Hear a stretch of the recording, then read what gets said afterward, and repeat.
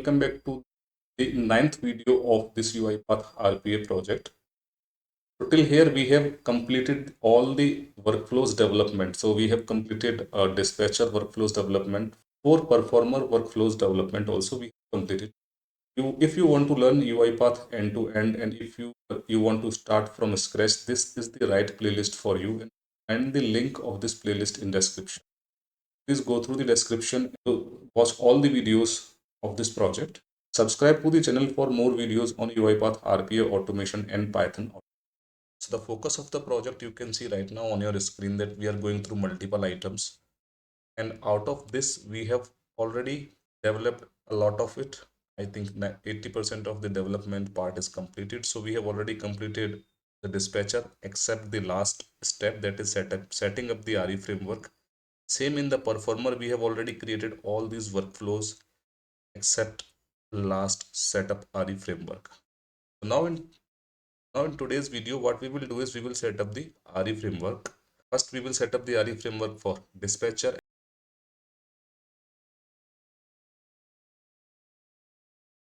In the solution flow, so this is the solution flow in high level. In the solution flow, how we are doing the entire, how we are connecting the entire design, that we have a dispatcher. In dispatcher, we have 4 different workflows. Here I have mentioned 3 because main don't have anything right now. So the first workflow is that we will go to Carvale website. If you are following my project, if you are following this project from start, then first we will go to the Carvale website, and from Carvale website we will go to different brands like Hyundai, Mercedes, Toyota, Mahindra. All these brands we will go one by one on different pages, and then we will extract the data for 5 different cars. And then once we have the data available, then we will push that data in the queue, right? So you understood, queue is part of the orchestrator, right? And then from there, performer. So performer work is, performer will read the data, and then the first part that performer does, that performer do the data entry. You have seen all of these flows which are mentioned here. The performer will perform all the data entries. First get, and before that performer will get the data from the queue, and then after data entry we will generate a PowerPoint slide, and from that PowerPoint slide we will convert that PowerPoint slide into a PDF brochure. That PDF brochure we will send as email attachment to the customer. Okay, so here I have taken my ID as customer, and when it will be in real time, this data will also come from arguments, right? Now scheduler and task. So task and scheduler. In this video, we are focusing to set up the RE framework. Task and scheduler we will complete in next video, and we will complete in next video how to create an attended bot and run our workflow, right? So let's start working on setting up the RE framework. So I will give you the explanation of RE framework. What is the RE framework, how it works, what are the components, but I will not go in very depth. When you will work, you will understand it, right? Okay, so let's go to the UiPath Studio now. So here is, you can see in UiPath Studio, RE framework is here. So first RE framework we want to create for dispatcher. You have to focus that you have to select the right path. So there are different ways that people will create a separate folder for RE framework. Few people will create folder inside their main folder. So different approaches are there. What I am doing,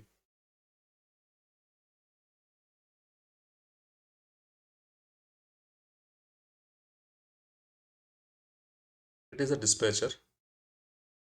Okay, I will first create RE framework inside this. Change the name.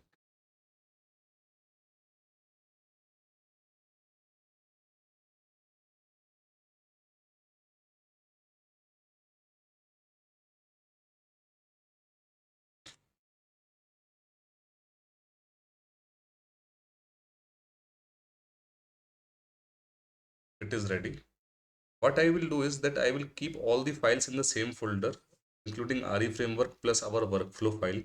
In case if you are not doing same, you can just pass the complete path of the workflow files. You will understand what I'm trying to say in few minutes. I will close this now. This is created. We have the RE framework here. What I will do, I will just first I will change the name, because you see there are two main files right now.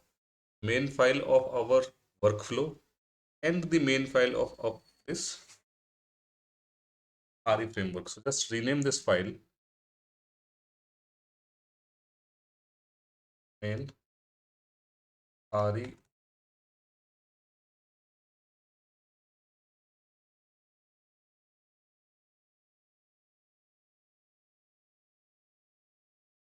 dispatcher. All right. And then what I will do is I will just do Control A, Control X, or Control C better, so that if we need something later, we can take that, and I will paste here. The reason is that if I will paste here, I don't have to write the long path. But that is also possible if you want to separate everything different ones,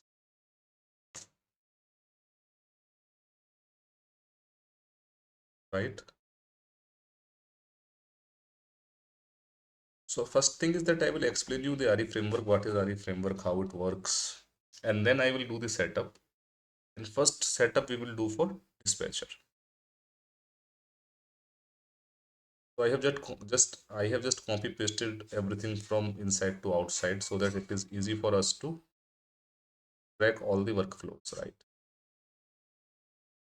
Now on your screen, you can see RE framework here. I will make this as percent so that you can see the airflow, right? So RE framework is a state machine, and this state machine has four different states. All the states are connected with different transitions, and transitions are basically decided based on the triggers, right? So in it state, in this state, we will read the data from configuration file. We will start our all the application which are required. Sometimes people will use kill all applications also, but mostly people will use that only once in end process, right? Initialization state, we will see in detail in some time. And then once initialization is done, there are two outcomes. Either any of the application will fail, your file will not get open, or something will happen. So there are two results. Either it will be system exception or it will be a success. System exception because some of the component or some of the application which is required to perform task could not work. So it is a system exception, and then process will move to end state, right? But let's say everything is fine and we could read the file, we could read the data from config file, we could start all the application. That time it will be a success, and then it will move to get transaction data. In get transaction data, we will get the data from the queue that we have mentioned in our configuration file, right? And in get transaction data, we will get one by one, right? So let me just show you how it will get. Here is our so orchestrator. Just refresh this. All right. So you can see here there are different transactions, right? In get transaction, this one transaction will come one time, right? And then it will be performed. So in this transaction, there are details. We have seen this before also. So these details will be one transaction, right? And these are the data fields of this transaction.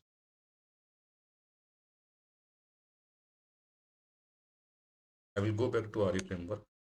And then once data is there, so in the inside this, when we will do the configuration, I will explain in detail. So there are two states, either data is there or data is not there. So if there is no data, if you can see, it is going back to the end process. So from here, the success comes, it takes the data here. If there is data, it goes downside. If no data, it goes upside, right? So no data, it will end the process, showing that there is no data available in the queue. Now there is data available, right? So what will happen, that it will go down, new transaction. Okay, and once new transaction will start, some performance perform some process will be there, right? So in our case, when we are setting up the RE framework for dispatcher, these tasks will happen inside process. These all the workflows will be called inside process. And then when we are setting up the performer RE framework, then all of these workflows will get performed in the process, because these are the processes should be performed inside this template, right? Let's go back. So let's say when there are few performance which are happening, and perform after performance, either it will be success or it will be a failure or it will be a system exception. There are three results here you can see, right? So business exception in the sense that you wanted to process only those cases which have, let's say for example, amount more than $5,000. Otherwise you don't want to process, but that transaction is successful, right? Because you have just validated a condition. Status of the transaction is business exception, but a new transaction will be coming, right? If it is a proper success, then also one next transaction will come. But if it is a system exception, then that time new transaction will not come. So that I will show inside. But main thing to focus right now, entire process happens here inside process transaction, and status of the transaction is being set inside this state itself. You will see it in some time. And then in the system exception, if let's say some application could not work or something happened with the application or some object which is required, then it will come again to initialization, right? And then it depends upon your retry mechanism, how many times you are retrying a transaction. Let's go to these all these states one by one in each of these states. So this is our RE framework, and there is one folder. When you will create the RE framework, that time this folder gets created. This data, right? Inside data you have a config file. If you open a config file, there are three different sheets. One is setting, second is constants, third is assets. So inside setting, you can keep your queue name, you can keep your URL, you can keep some other things also. Few of them you can decide, like if you want to keep in assets or you want to keep in settings, or if you want most of the things you can keep in settings only. Depends upon your choice, right? So, but what is the general view that you will keep your all RE framework related things on? Let's say if you are not using, as you have seen few minutes back, that we are using RE framework and we have copied the RE framework inside our project folder. So let's say if you are keeping framework in a different project, then what you can do is you can write the name of your files, like workflow files, and then you can write the folder path. You can read this data inside. Okay, so how to read the data inside, that is number one thing, right? So here our queue name is test queue.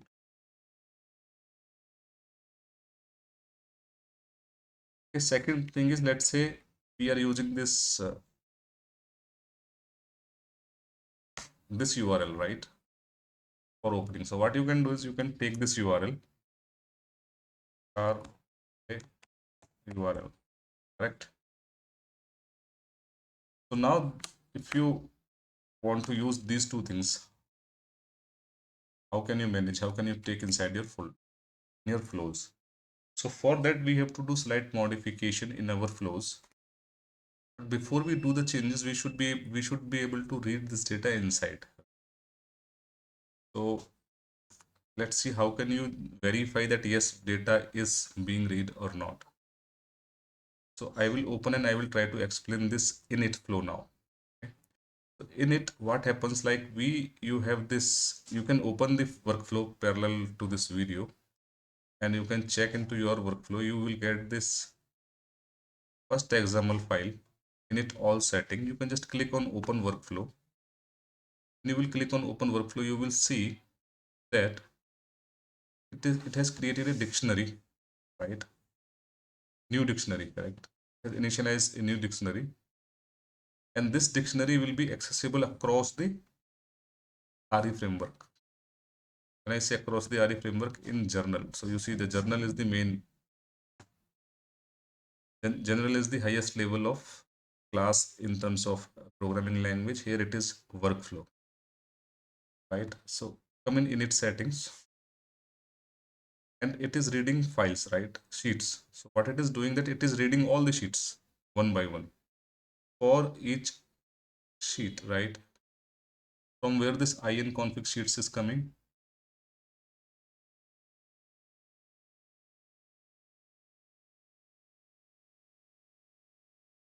So in config file, and when we are reading in config file, yeah, so you can see here that we are, it is hard coded in default values. So in config file, we are reading the config.xlsx.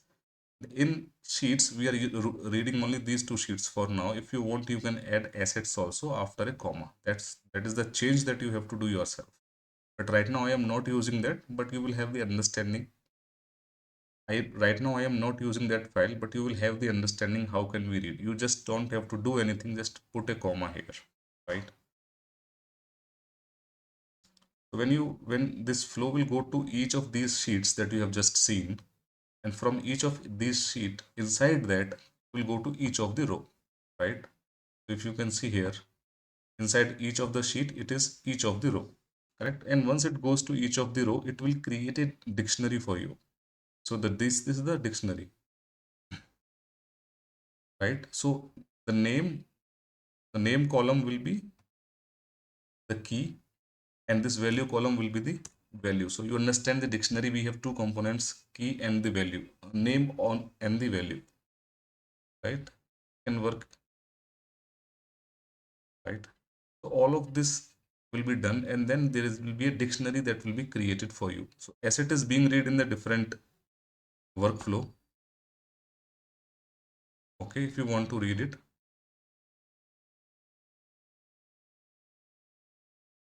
Okay, so right now I am not using assets much, but you will have the understanding how can you use that. When you go to asset sheet, the asset name you will give, and then you will give here the asset. This asset should match exactly. So name, you can give any name here which you want to use in config, but this asset name should match with exactly the name of the asset where you have stored the value in orchestrator, right? So that is a different topic, how to read values from orchestrator assets. And then you can see here that asset will always override with the config, right? Let's say if you have given a name here and then you have given value here, or same name or different values available in orchestrator. So the value that is given in the orchestrator will be the final value for UiPath, right? So get more detail about this. Let's go in the execution now. Okay, so this is being read in a different workflow. So when the dictionary is created, after that, what will happen, that you can use these values anywhere. What I will do is I will just try to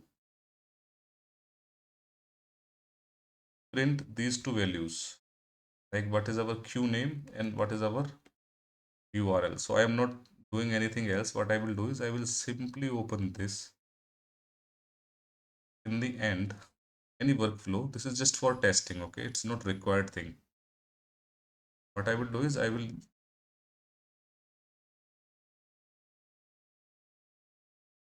take right line. You just have to write config, right? Config, from where the config is coming, I'll just show you. If you see config, config is the created dictionary, correct? So this dictionary is being created here only. From where this is coming, I'll show it here, arguments. So you see out config is the argument, right? Here, output out argument. So out argument which will send something out, right? In argument which will take something inside. So this arguments are taking values inside. This argument is sending value outside. So this is sending value outside. How it is being read, I'll just show you. When I will come to RE framework. So when we have come here and you see You can see here that we are reading init all settings. That is the first file, and then we are killing all the processes as I explained you. So this is a different workflow that we will see, and this is the third one where we are initializing all settings. Okay, so you can write your open browser, all those things here if you want to. Otherwise, you can keep that in the inside the process also. So you are opening a browser, you're opening a application, you can keep all those workflows here. So basically all login workflows come inside this state. I will explain you that, but let's just see first this one. Init all settings, right? If you go and you see the arguments, you can click here, config the outcome. This is the out, right? It is giving value to something.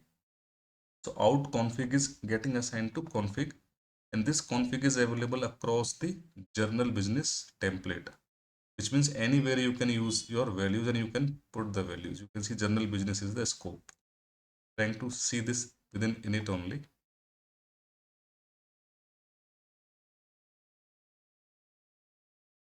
I will go back again, open this. The end I have added one line item, hit config, and I will just open. I will take this key, test. This is the value and this is the name. I will give this name, it will print that value, right?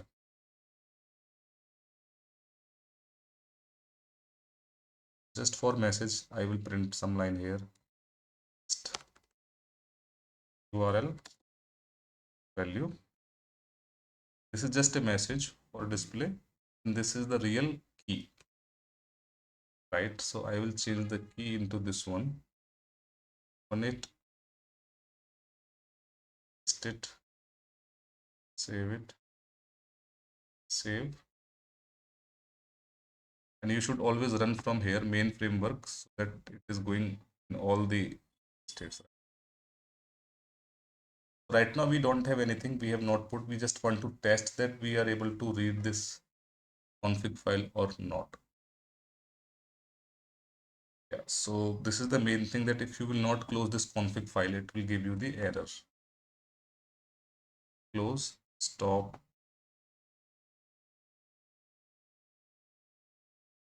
save, and then again debug. So I have already explained what is the difference between debug and run in previous video. So it is completed. We just wanted to see if that we are. So you can see that I have given the key and it is able to pick that queue name and it is able to pick the URL also, right? So this is how you read the data from config file. So if you want, you can delete these two right line items. I have just kept these for testing, and we are not using any queue. So we are not reading any data from the queue. So I am not reading data, instead I am pushing the data. So what I will do is that, so I will delete this get transaction state, but before I am deleting, what I have to do is that in case of business exception, I want to move the flow here. And in case of success, I want to move the flow here. In case of success of process transaction, I want to go. So this is not connected now, right? I want to use this. So this is how it is looking, right? Okay, now let's see our workflow. First workflow, the entry point for us in is main workflow, right? Inside our workflows. And from main workflow, we trigger for each brand. And from for each brand, we extract details. And then from extract details, after that, we push the data in the queue, right? So if you are following the project from beginning, you will understand this. So what I will do is I will call this file, and inside this file is called. After and inside for each brand, this file is called, and in the end, inside extract details, this file is called. This is how our design is, right? What I will do is I will go to process transaction.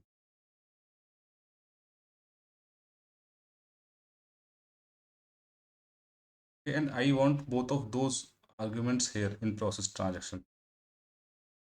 So what I will do first, will open this workflow, main workflow, and I will see like which all arguments are here. Right now, I don't see any argument. In the main workflow, we are just calling our for each brand. So if you want, you can directly call for each brand also here.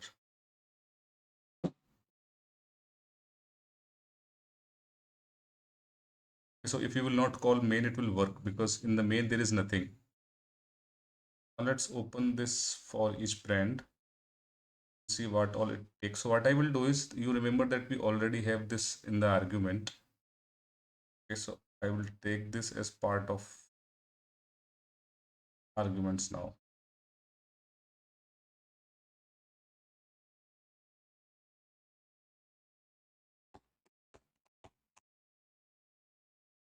Just this argument. Remember that if this is inside the selector, you have to change in the selector also. But right now I am not going inside selectors. This value also we can take the parent uh,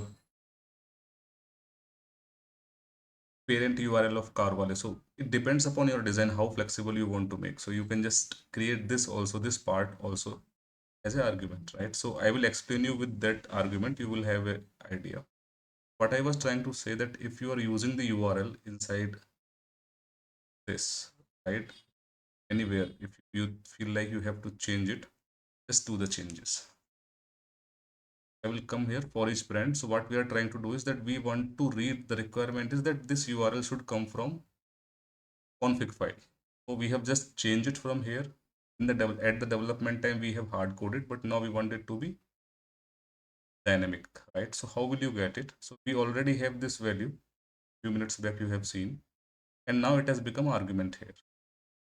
When you will go, I am not, right now what I am doing, that I don't want to use main. I directly want to go to for each brand, right? Because main we don't have anything, any functionality to perform. We are just calling the workflow. You see here. What I will do, I in back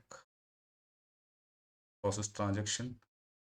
Inside the process transaction, this is the main where from where we will call our starting point.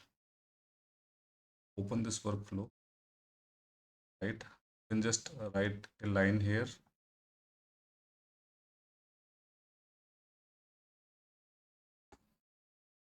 Log message process date. Our we don't have any transaction here. This side, so that you can just check, yes, we have reached there, right? And then we can directly invoke workflow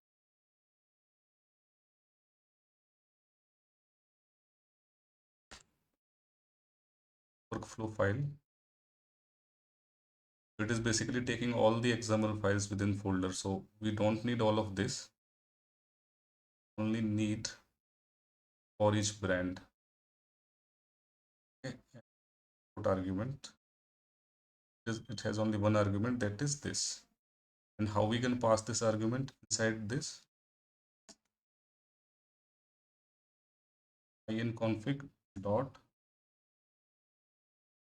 Remember, if this you are taking inside any workflow, it will come as in. If you are taking inside journal, which is inside RE framework, it will come as config.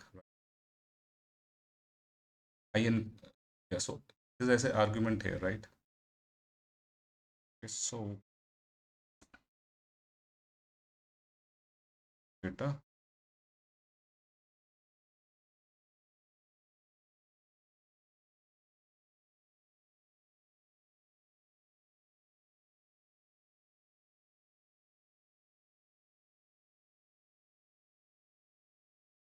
dot to string.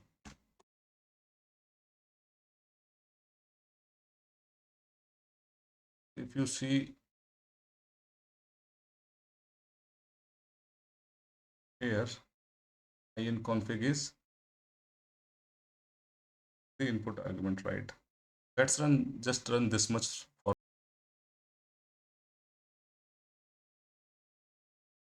I have to close this file.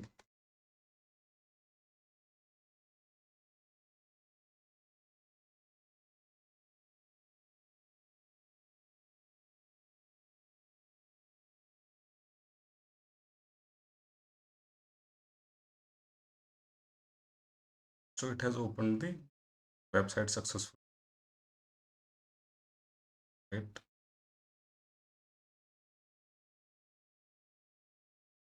It is extracting the data, car title and all those. Yeah, so it is running in parallel. If you can see this sign, and I will explain also. So if you see inside this, to remember, we are calling here on another workflow at invoke workflow file, and it is which file? This workflow file, that it will extract the data from each of the car on the brand page, 5 cars, right? You remember this? Inside this and we are calling what? Add queue item, right? So it will add the data in the queue, right? So if you see, for each brand, inside for each brand, extract details for each car inside the brand, then add those details in the queue. That's how our workflow was, right? If you see, the robot is working.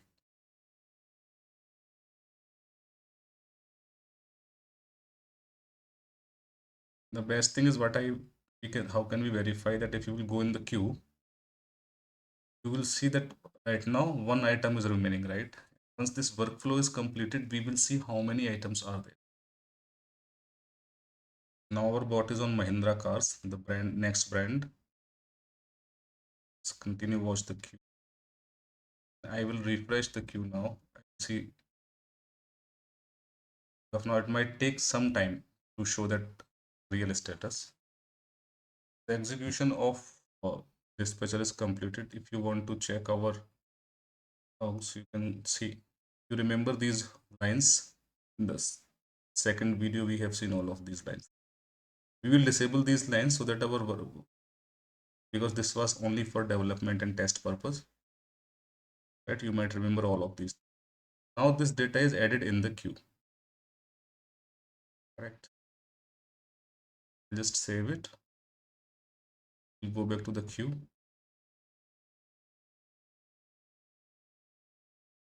Crash.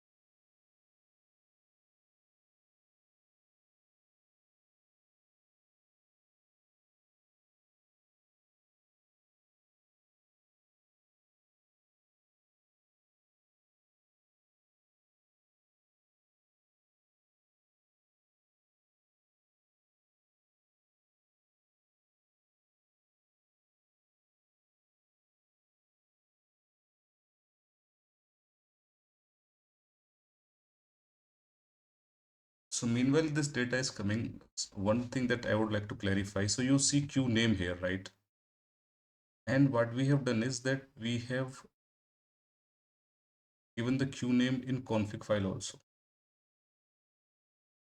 Okay, just focus on what I'm saying. Right, but this queue name is not coming from here right now. This queue name is already hard coded here. So now if you want to soft code it, or if you want to take it from the configuration file, but this workflow is not called inside RE framework, then how it will come? What we have to do is that we have to create an argument into this, and we have to pass that argument into this workflow, extract details workflow of UiPath, and this extract details workflow of UiPath will pass that argument to the next level, from there to here. This is how one information can travel through multiple workflows. So let's try to do that now. What I will do is I will create another argument. in queue name config.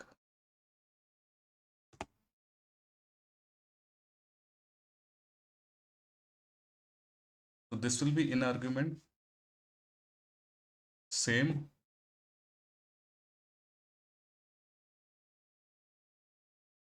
should be the out argument also.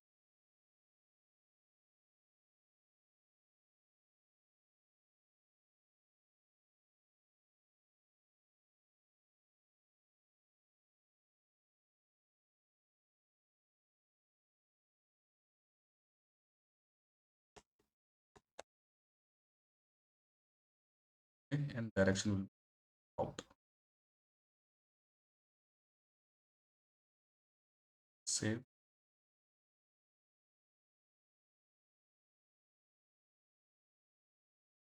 In this workflow, we'll again have one argument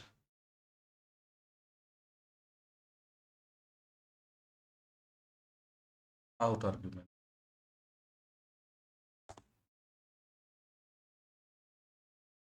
Direction out. From here, it will come into this workflow.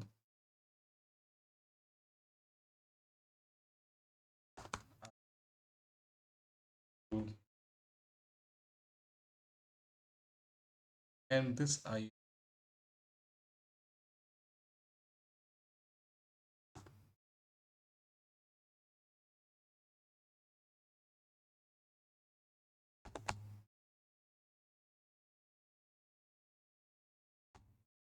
let's say if you are changing the queue multiple times, then in that case it might help, right? So now when information comes from here, travel from process transaction. So to import argument, it will become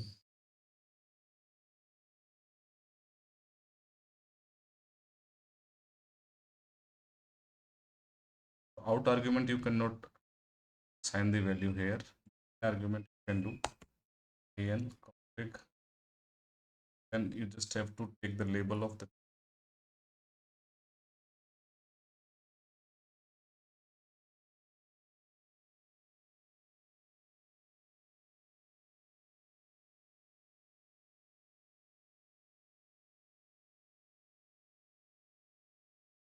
okay, save it,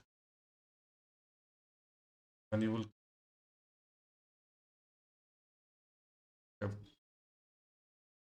this information is already coming. Argument, same argument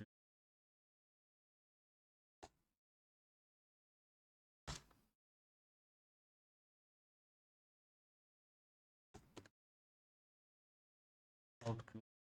So whatever is coming in, that will be going in the out. Same thing will happen here.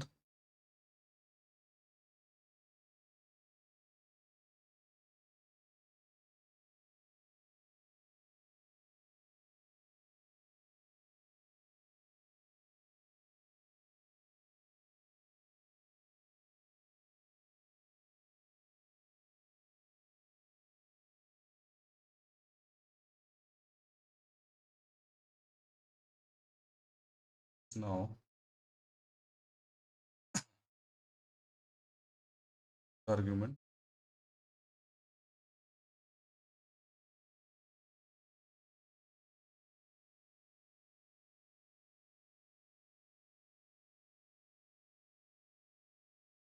yes, we have not had not saved it. So now if you argument open,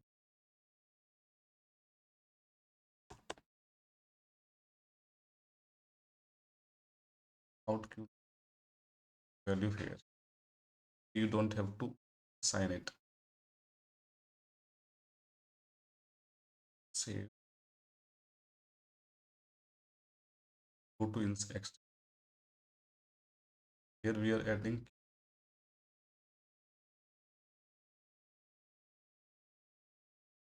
Again, you will just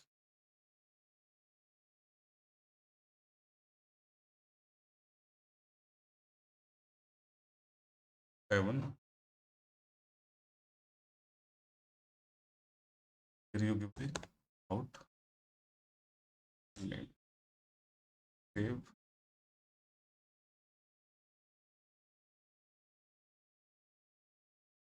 Let's try. Let's refresh the file before runs, and we want to see the result of the previous run. So if you see, I have just refreshed it and 16 items are added. Right, so 16 new transactions are already added. If you want to see the values, just go view transaction. These all new transactions, and just open one transaction details. So you will see, and if you are able to connect our third and fourth video, we have just pushed in the same manner, right? So it has, so our dispatcher is successfully executing from RE framework. Now the changes that we have done in the queue name, let's try to run and test those changes. I will close this file before I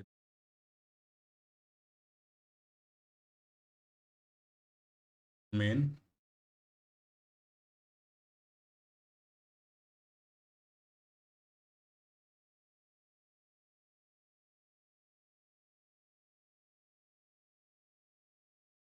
So it has opened the workflow again.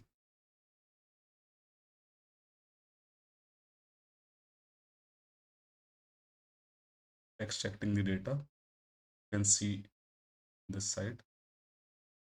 I think it is gone in the new brand, so it has added details successfully. Let's see. So it should become 32 because we are not using any item right now.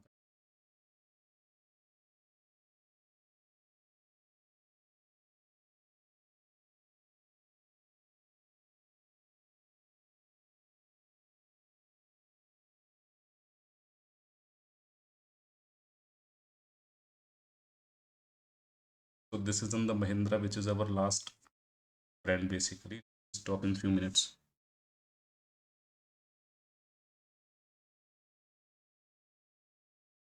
Yeah, so execution completed. To refresh, I will go. I think it will take some time to show the transactions. Let's wait for a few seconds.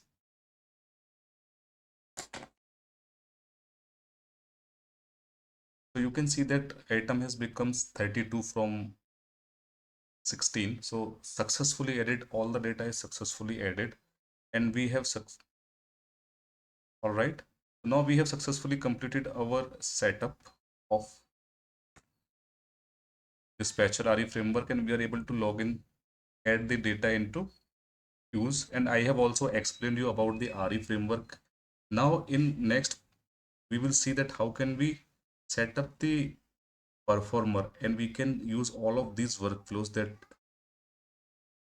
So now in the next video we will see how can we set up the UiPath performer RE frameworks, and in the performer RE framework we are using these UiPath workflows. So first UiPath workflow is get data from the queue. Second UiPath workflow is get do data entry. Third UiPath workflow is generate PowerPoint and then convert that into the PDF browser. And the fourth browser and the fourth UiPath workflow is send email with attachment. So these all we are going to see in the next video. All right.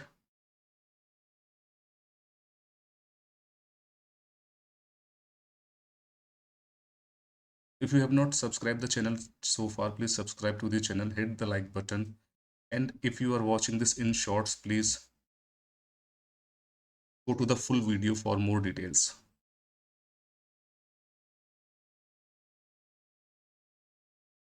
If you are watching this video in shorts, please go to the channel, subscribe to the channel, and go to the full video for all the project videos, right?